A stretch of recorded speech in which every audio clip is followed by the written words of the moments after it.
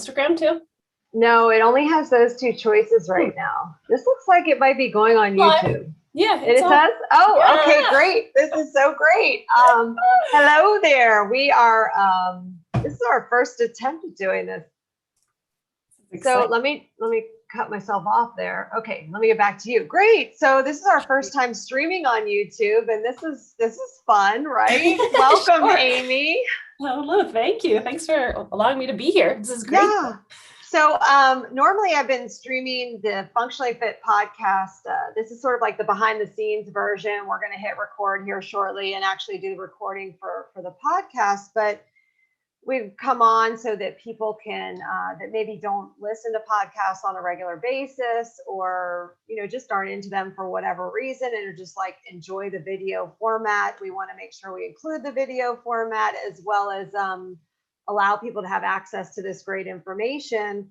That Amy's going to be providing us some fantastic tips and information today that I think would be helpful if whether or not someone listens to audio or video.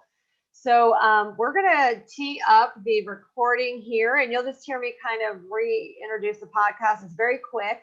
If you have specific questions or comments, you can put them, I think for YouTube, it works the same as Facebook, where you can put it in the comments and ask us things. And we'll also put in the show notes how you can connect more with Amy through her either free Facebook group, through her social handles and all of that. So we'll go through that at the end and put that in the notes too. So without further ado, I'm going to get the recording going.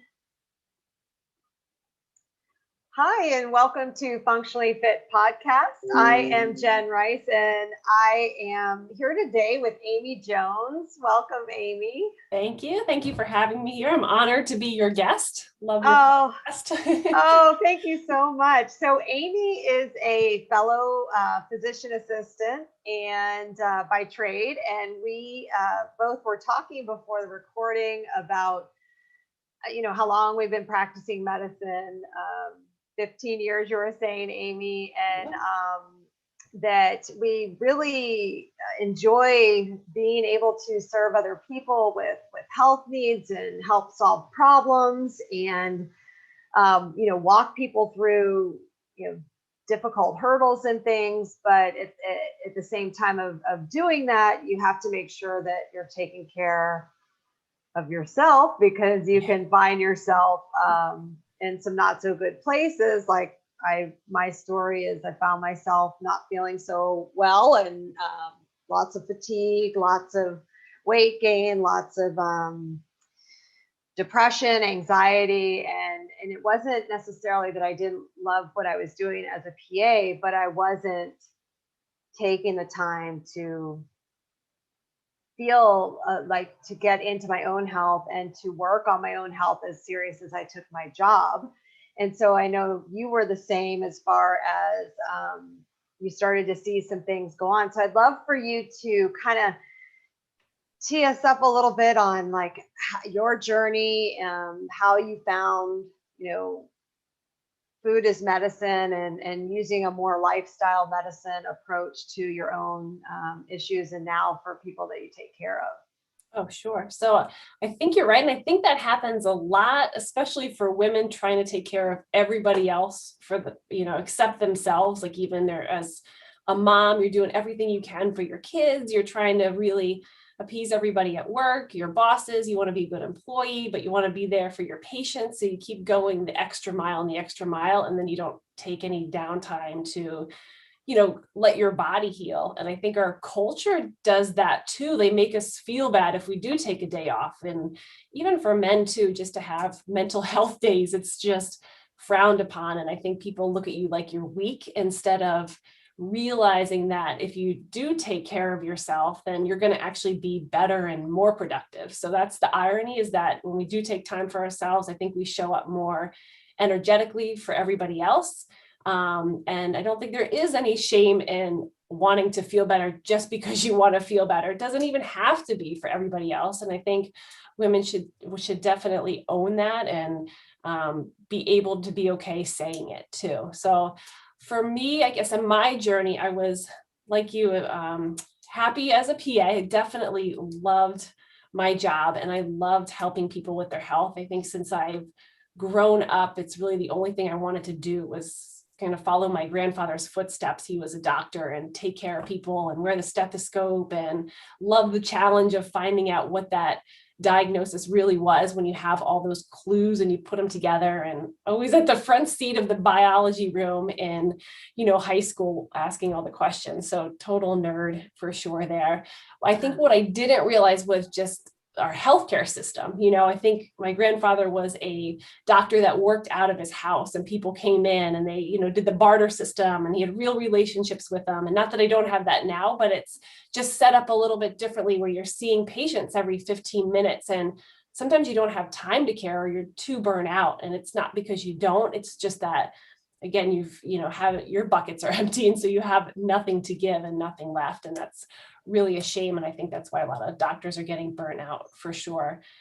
So I was pretty happy seeing these patients. And, but I realized over time, like I had been doing it for 10 years at this time, I realized that my patients, and I'm in dermatology, but I still noticed that they were getting sicker. So not just their rashes are worse, but they're coming in with more medications. Like it was just, the standard cholesterol, blood pressure, diabetes medicine. Like almost if they didn't have it, I would look at them and be like, oh, you're healthy. Awesome. Like I don't have to fill your chart out, like good. Yeah. And you have to add in there the omeprazole, which is like required for every patient to be on a PPI, which is not good to be on long term, which is a whole other topic and probably podcast episode. But I mean, everyone That's a rabbit needs hole, to be right? on the PPIs, right? And I think you are medications so that you can tolerate your other medications. And it's just like, it's insane. And I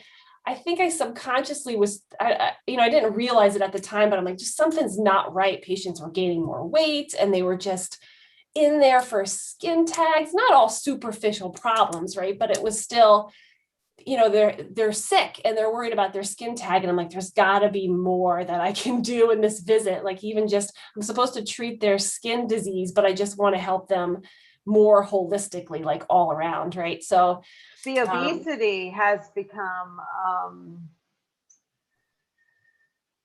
it's definitely epidemic wise. And I know that you're very focused on diabetes, and there is that cluster of the obesity with the diabetes, with the cardiac issues, and it's really rampant, and it's going lower and lower ages too. I know we were talking before the podcast about a lot of times things were thought to be, I know for like my parents' generation, maybe towards the end of their 40s, they started, like 45 to 50, they might start having some health problems. Definitely, they said by like age 50, they were starting to feel some things. But now we see it earlier and earlier. And the answer can't just be in pharmaceuticals. Now, there's no doubt that we're not anti-pharmaceuticals. Obviously there's a place for them, and we have some really wonderful options that are life-saving for people. But when you just focus on a pill to get better, it's not probably going to give you the results that. Right. And to that point too. And like you said, diabetes is tying in with everything else. And we're just giving them a pill for diabetes, but we forget that they also have all these other things going on, like arthritis and maybe heart disease and cholesterol. And it's all part of one problem. It's not just diabetes. And I think what our system does is has a pill for every ill, they say. So here's your, your reflux medicine and your migraine medicine and your diabetes medicine and 16 different specialists. And nobody's really connecting the dots for you. Like, why do I have all of these? Or, where is the root cause of it? And I think it's all about getting, if patients can see that it's all stemming from a root cause and really fixing that problem, that they'd be able to be more empowered to take care of their own health too. Yeah, it absolutely takes buy-in from the patient. Mm-hmm. Like even for me personally, there were years where I assumed that, you could just fix things with medication. Oh, for sure. Even for myself personally, I'll just take something for that, whether it's, Advil, Tylenol, whatever was going on. Oh, just take something for that. And that isn't changing habits. It's not, it's easier though, right? I would argue it's so much easier to take a pill. It's even lazy almost, because the real work in getting healthy isn't around medications, but it's like a job. Right. And I think a lot of times the patients don't even know where to start. Like, okay, eat more vegetables, but they're not really told like what kind, how much, because now there's so much confusion out there too. It's honestly, like, I feel like you can't even eat an apple without questioning if you're going to eat the right thing, right? Because now fruit is bad and I'm diabetic, so I can't have fruit. So it becomes paralyzing, where I have talked to somebody the other day, like, my blood sugar is so high, I just didn't eat all day. And that's the only thing that lowered it. And I'm like, that's not really the way to solve the problem, but it's kind of the way that we're solving it, and telling diabetic patients not to have carbohydrates, right? Because that lowers your sugar, but they're really just treating the symptom. This is the point I try to drive home in, my Facebook group and with the clients that I see and in my program, is that we're so misguided, even as providers, even going to PA school, masters of medical science, and we're taught, okay, you have to restrict carbs and you have to count calories, exercise more. Not only like, is that just, advice going to be hard to implement? It's the wrong advice. They don't necessarily, not all doctors, of course, have I wouldn't say the wrong advice, but just like misguided in that it's when they restrict carbs and they restrict potatoes and rice and fruit and things that are keeping the populations around the world the healthiest and living the longest of anybody else, and they restrict that, they're making all the other problems worse, right? Now you have more of a risk for heart disease. You're cutting out blueberries. These things are really good for you. Yeah, these are really good for you. How can you do both? How can you treat your diabetes and eat these things? And that's what, my program teaches you, is how to get the fat out of the cells so that your body can then process the sugar, which is the good sugar, right? Not the cakes and the cookies, because I think we can all agree that's not, those aren't healthy carbs for you, but really the potatoes and the bananas, and really expand your diet and what you can eat by really targeting the root of the problem. And it's funny because by doing that, not only are you just fixing diabetes, we're not just treating that, the weight just drops right off naturally. Your joint pain gets better. You're eating blueberries and bananas that are anti-inflammatory, so they're just calming down everything in your body. Your reflux goes away, your migraines get better, and it's kind of magical, really. So you really just have to pick one problem, but that same solution, if it's the right one, is going to help you overall. And we're just not taught that. And I think we're taught to add more medications onto the list and how to mix them so they don't interact and have a terrible reaction. It's not, how can I help my patients get off their metformin or get off their lisinopril or omeprazole, right? So that's what sort of lit me up, I think, when I learned more about this, was that I can make my patients healthier. That's what we're supposed to do, and not just manage disease. We're supposed to learn, what can we tell them or have them do, or, empower them to be able to take charge of their own health and guide them in taking them off medications. And I do think, like you said, there's a place where we need them for sure. And they're life-saving, like we would be dying of infections like they did hundreds of years ago. Right. There's absolutely a place where we could use them together. And I think if those worlds collided and they meshed and integrated, that it would be so much better, and people would be so much healthier. And they just need the right information, and it's confusing. And that diet industry, I mean, I can go on and on about this on tangent, is just making them so confused. So they keep selling them all the bad foods, and then the diet industry swoops in and restricts, and then they get better, and then they get worse, and they go back, and it's so hard and confusing, for sure. It is. And no, this is so good, because I think I can't blame people for saying, well, I just give up, because there's so many fad diets. And then like 1 month, I mean, I even heard my mom say things like, oh, eggs were bad, eggs are good, eggs are bad, eggs are good. And then it's like, she's like, what do you do? And then I think, though, there can be a complete unanimous agreement, though, that there are certain kinds of food that there really just isn't any nutritional value. Oh, yeah. Yeah. So I think, like, shifting that perspective, and what worked for me was to say, like, when I'm looking at something, because I was like a big Triscuit eater, Cheez-It, you name the, not to call out all the brands, but yeah, I loved all the packaged box, like processed yummy cookie, cake, and cracker things, but they have zero nutritional value. Correct. So I would start to ask myself, is this really going to make me feel better? I mean, it will for like 10 minutes, maybe 15, but it's not going to give me any nutritional value. And it has lingering effects because of all of the preservatives. So then it's bringing back to the, okay, what can I eat that satiates that sweet craving or salt craving or whatever's going on?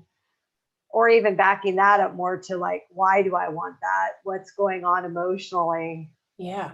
That's driving that craving. Yeah. And it's not usually a stress. It's usually like I'm ruminating on something that happened with a conversation with someone like earlier in the day, or maybe it's something I read online, or it's definitely not, when you start really looking at what your triggers are.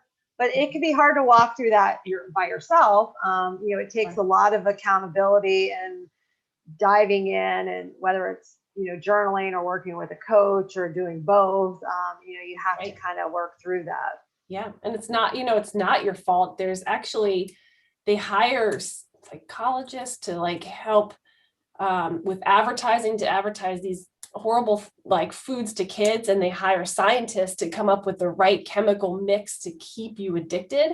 And I just heard this is crazy, that they just got approval for this. I don't know if it's an fMRI machine where they can have people eat and they can watch what part of the brain, like the addiction centers, light up to make sure they're making the most addictive foods for you.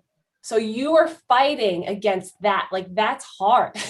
And that's like kind of like the social media dilemma with on a food scale, right? So they talk a lot about that with the social media addiction, of how it's formed like a slot machine, and then now the food formed to be more addictive. So I like I like solutions. I like practical action steps that, because definitely, I mean, I know that we can call out a lot of things that are wrong. But I think if you were to say someone's listening or watching that is a type 2 diabetic, and their weight has just kind of like stopped, and it's like plateaued, they can't really lose more, they think they're doing well.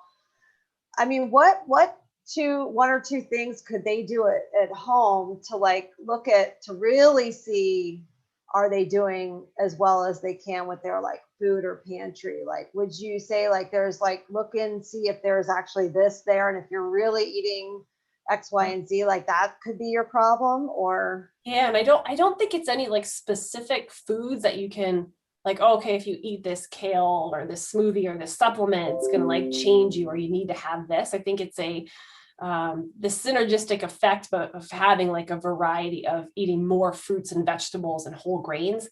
And I like that you said solutions, because I think, we can play the blame game all day, but that's not going to change anything. We just can't fight. That's a huge beast to fight right now. And to go from the top down is hard. So you have to have your own solutions and empower yourself. So I think, it's really about I like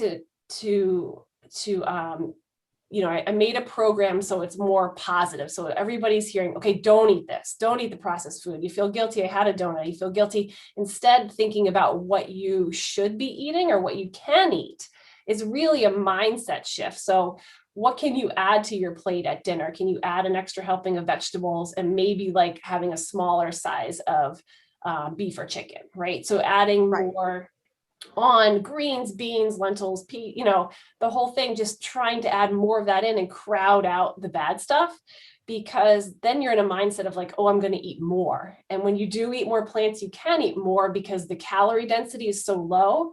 And the nutrient density, you're like you said, those Triscuits don't have, I love Triscuits too, by the way, but they don't have any, it's something about them. They don't have any nutrient value. So if you're eating more, carrots, hummus, it can be more exciting than that, obviously, like roasted chickpeas or whatever. You're filling your stomach up with that, and you don't have as much room. And those nutrients are helping to curb your cravings at the same time. So it's almost like medicine to treat the addiction from the salt, fat, and sugar that you have. So you're just, getting two birds with, one stone by focusing on that. So in my program, I focus on how many servings of fruit and vegetables can you get in today. And it's almost like a game, like add like 3 more veggies to your soup or a couple more fruits to your smoothie to see how many nutrients you can get. And that's why it's more of a diet of abundance rather than just total restriction and having to count everything. So do you, I know that there's this, in conventional or allopathic medicine, which we've both trained in and practiced in, there's this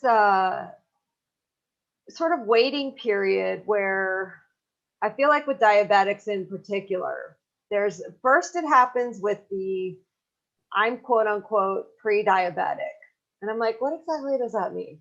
So like the blood sugar is like teetering on maybe needing an oral medication, but there's sort of a watch and wait and see because we don't really need medication yet, but we're just going to hold right here. But meanwhile, by the time the lab work catches up to the actual inflammation going on, the insulin resistance, there's been a lot of damage between that pre-diabetes and the actual prescription, medicine. So I always feel like it's great to catch ourselves where our insulin resistance numbers are creeping up and seeing, where things are with the inflammation markers versus waiting to say, oh, all of a sudden now my glucose is 120 and now I'm on, metformin or something. So that's one place where I feel like we totally lose the opportunity to correct is in that pocket where people could really get help. And then the second pocket is on the way to injectable insulin. Right.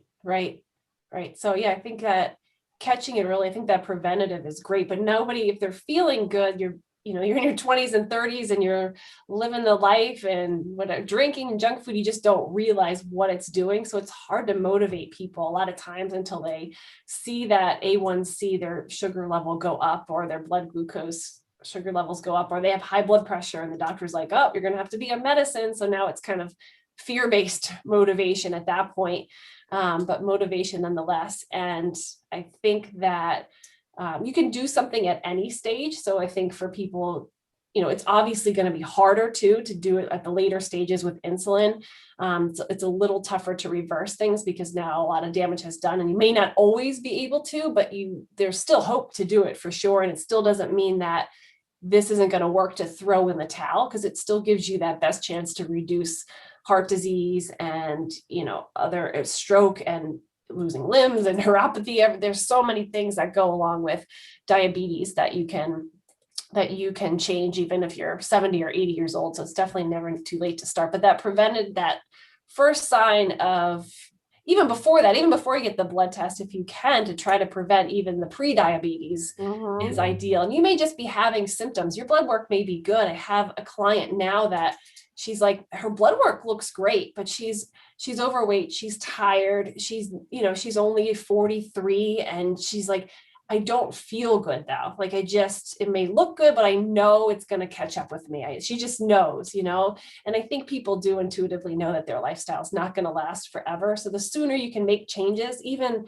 super, super small changes, the better. It can even just start with 1 meal a week and just trying that and heading in that direction, and not so much being in denial, because it will catch up with you.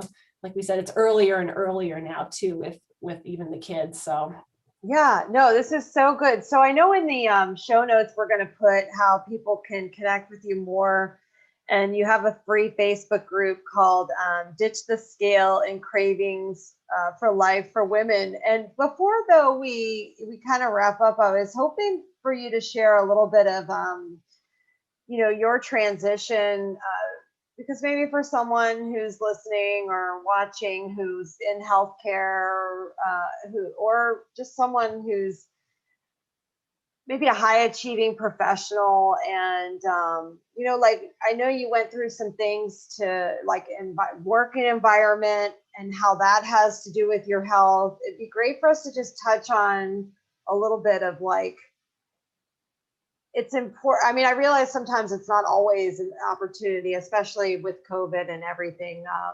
That if you're listening to this, we've come through the global pandemic. We're still somewhat in it, but a year ago this time, most of the country was in lockdown, and we didn't really have the freedom to be job hopping necessarily. A lot of places were being, a lot of the positions were being eliminated, but in that is, though, are you living the life you want to live?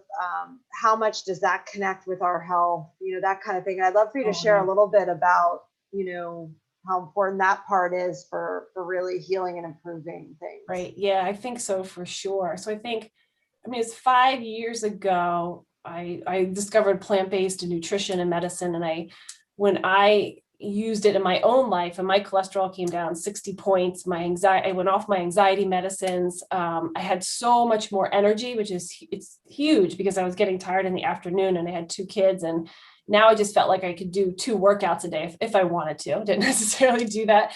I had to share that with my patients. So I would go into the office, and of course you give them the acne creams and the psoriasis and the pills and the injections, but I just couldn't let them leave without telling them, if they had other medical problems going on, about the power of lifestyle medicine, or at least ask, are you interested in hearing about it? Like, are you want to get off your medications? Or, some people would even ask me, is there anything I can do nutrition wise to help my acne? And that was like, when I'm in the room for like 20 or 30 minutes, like just on fire, excited to talk to people about that. And that's when I knew, I think this is my passion here, because if I go a day without it, I wouldn't feel as good as if I at least talked to 1 or 2 people with it.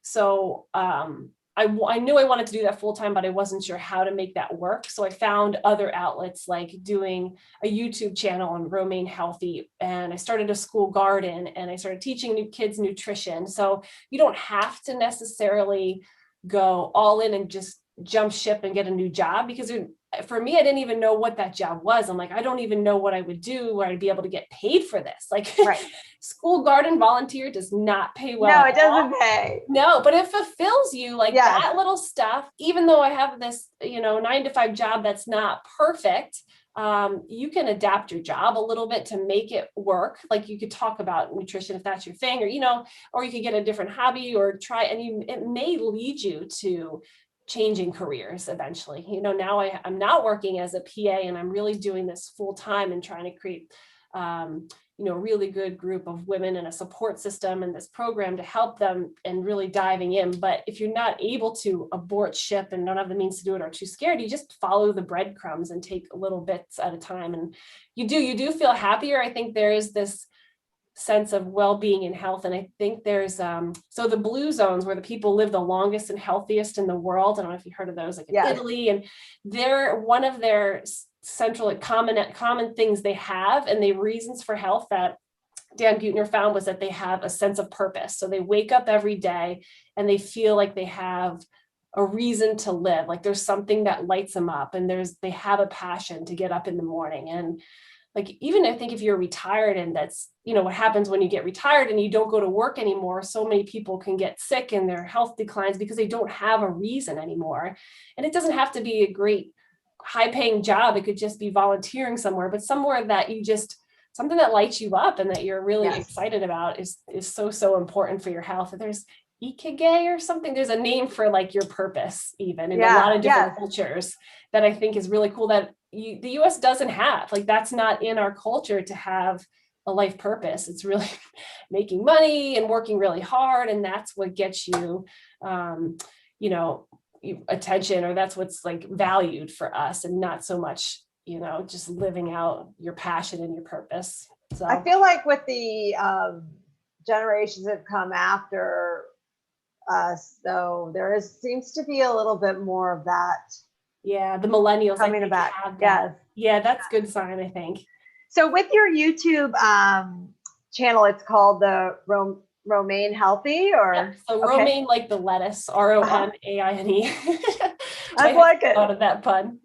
Yeah. And so what do you do on the channel? So I help create delicious recipes that are people's favorite recipes that they love to eat, like lasagna and tacos and milkshakes and smoothies. And what else do we have on there? Like just different things that you already like to eat, but replacing that ingredient with a plant-based ingredient. So now you're getting a health boost from it. So rather than feeling guilty about the lasagna, you have a lasagna that's going to make you even healthier. So, it's really showing people how easy it is. I think people are afraid to get in the kitchen, or they're afraid, I have to eat healthy. It's going to take me hours to prepare, or in a meal prep. And really it's faster and easier than what you're doing now after you kind of learn a few swaps and techniques. So I just wanted to at least open that up for people, that it's, kind of squash that objection. Like, I just don't have time to cook, or I don't like to cook, and it's not going to taste good.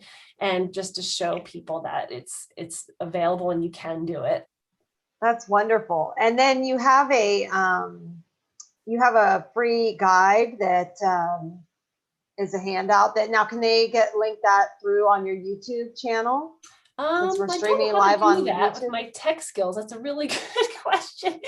Well, is your website linked to your YouTube channel? So if they went over there, you give a. So I don't even really. I have a Facebook business page. Okay. And I have. I think it's on my Instagram account. It's at Romaine Healthy LLC, and then in my bio is a link to, I believe, that guide. And we'll put that underneath this YouTube too. And when we share it over on Facebook, we can do that also. Okay, yeah, and I can give you the link to the guide, and then you can go in and sign up too. That's probably the easiest way. Well, I think you're going to help a lot of people with this weight loss and diabetes focus. But I know that you're so, you're obviously can help them in many ways. But I love that you kind of niched down to diabetes, because it is such a big concern. And I think you're going to just really be there to help a lot of people. So thank you for sharing with us today. And again, if you want to connect more with Amy, we'll put some things in the show notes. And thanks for being here. All right. Thank you, Jen. Appreciate it. Okay, so now we're still live on YouTube, but if anybody has any questions or comments, you can definitely put it in the video here. But like I said, we just doing the behind the scenes for the Functionally Fit podcast. And Amy has her YouTube channel, the Romaine Healthy, on here. So you can always click over there and see what's going on. And thank you guys so much.